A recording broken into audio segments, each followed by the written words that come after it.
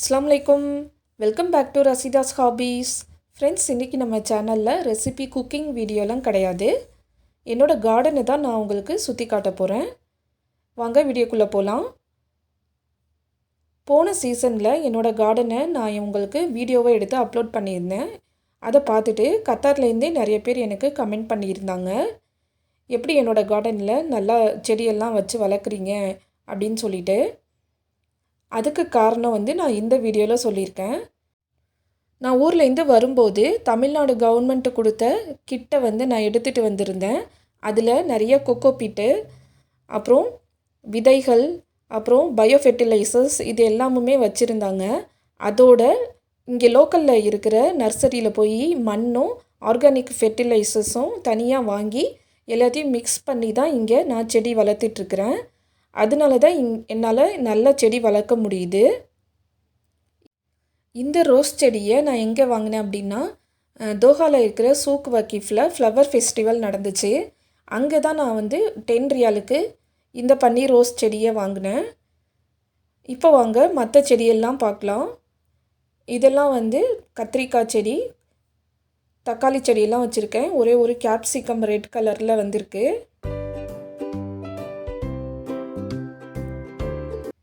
எப்போதும் போல் தக்காளி நிறையவே காய்ச்சிருக்குது. பூவும் நிறைய வச்சுருக்கு பாருங்கள்.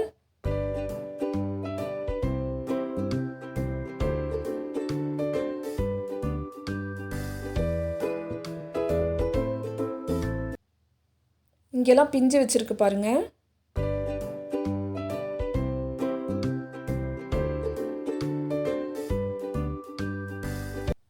க்ளோஸ்அப்பில் காட்டுறேன் பாருங்கள். இங்கே ஒரு பிஞ்சு வச்சுருக்கு, நிறைய பிஞ்சு வச்சுருக்கு.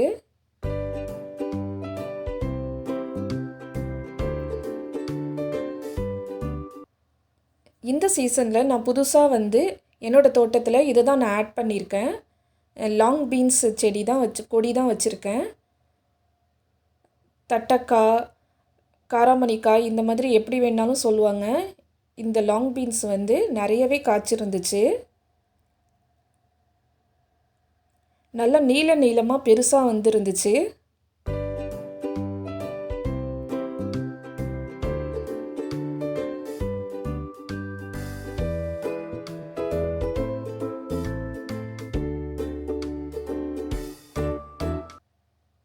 நல்லா ஈஸியாக வளர்க்க முடியுது இந்த கொடியை. ஹார்வெஸ்டிங்கும் நல்லாவே வருது.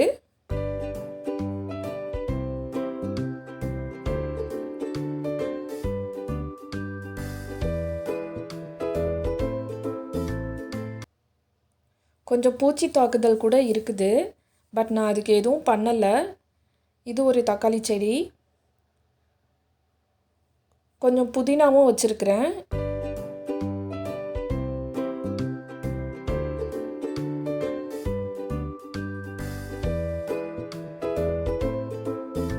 இங்கே பார்த்தீங்கன்னா இது ஒரு அழகான பூ, மஞ்சள் கலரில் பார்க்குறதுக்கு ரொம்பவே அட்ராக்டிவாக இருக்கும் இது பூத்தாலே.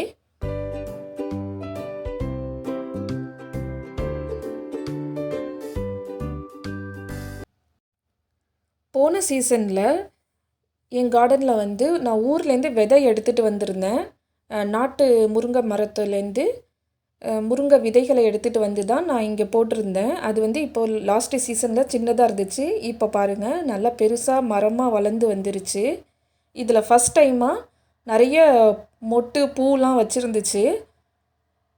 அதில் பாதி மொட்டு கீழே விழுந்துருச்சு பூ. சில மீதி இருந்த பூக்களில் பிஞ்சும் கூட இறங்கி இருந்துச்சு. ஆனால் பிஞ்சு இறங்கினதுக்கு பிறகுமே அதெல்லாம் கீழே கொட்டிருச்சு. அதெல்லாம் நான் உங்களுக்கு ஃபோட்டோ எடுத்து வச்சுருக்கிறேன், காட்டுறேன். சின்ன சின்ன சைஸ்லேருந்து கொஞ்சம் ஒரு ஜான் அளவுக்கு வரைக்குமே எனக்கு முருங்கை பிஞ்சுகள் அதுக்கப்புறமா மரத்துலேருந்து கீழே கொட்டிருச்சு. அதுக்கு என்ன காரணம்னு எனக்கு தெரியல. பாருங்கள் ஃப்ரெண்ட்ஸ், இந்த மாதிரி நிறைய பிஞ்சு இறங்குனதுக்கு அப்புறமா கீழே கொட்டிருச்சு. இது கூட கொஞ்சம் பெரிய சைஸில் இருக்குது பிஞ்சு.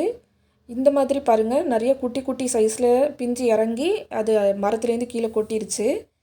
இப்போ தான் ஒரே ஒரு பிஞ்சு மட்டும் கொஞ்சம் பெருசாக வளர்ந்து வந்துட்டுருக்குது. பார்க்கலாம் இது இன்னும் கொஞ்சம் பெருசாக ஆகுதா என்ன அப்படின்னு.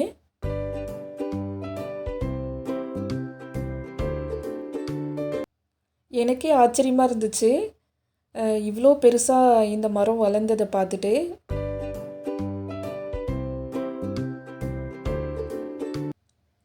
இந்த முருங்கை மரத்தோட கூடவே இந்த விதையும் போட்டிருந்தேன்.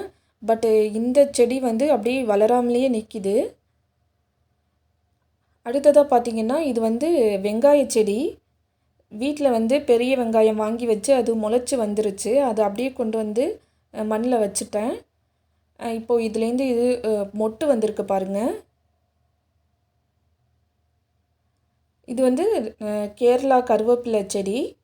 இதுவுமே வந்து நான் ஃப்ளவர் ஃபெஸ்டிவலில் தான் வாங்கினேன். இப்போது இது ஒரு மாதத்துக்கு அப்புறம் நான் உங்களுக்கு காட்டுறேன். பாருங்கள், இந்த வெங்காயம் செடியிலேருந்து மொட்டு வந்துருந்துச்சு இல்லையா, அது நல்லா மலர்ந்து இந்த அளவுக்கு நிறைய பூ வச்சுருக்குது.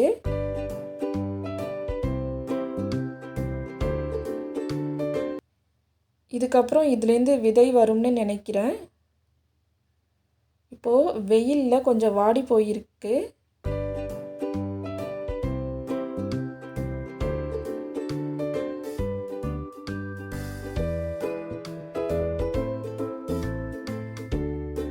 இதுக்கு முன்னாடி காமிச்சேன் இல்லையா, சின்னதாக இருக்குது அப்படின்னு சொல்லிட்டு ஒரு முருங்கை செடி, அதுதான் இது.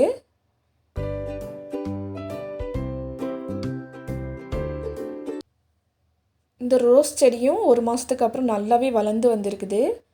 அப்புறம் இந்த குட்டி குட்டி செடியெல்லாம் வந்து இது வந்து கேரட் செடி வச்சுருக்கிறேன்.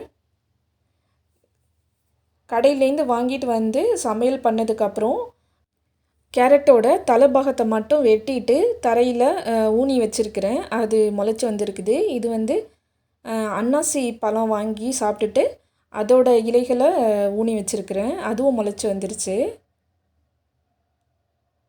சின்னதாக இருந்துச்சு இல்லையா கருவேப்பிலை செடி, இப்போ ஒரு மாதத்துக்கு அப்புறம் கொஞ்சம் நல்லா வளர்ந்து வந்திருக்குது. இப்போ இதுலேருந்து நான் இலைகளை பறிச்சுக்கிறேன்.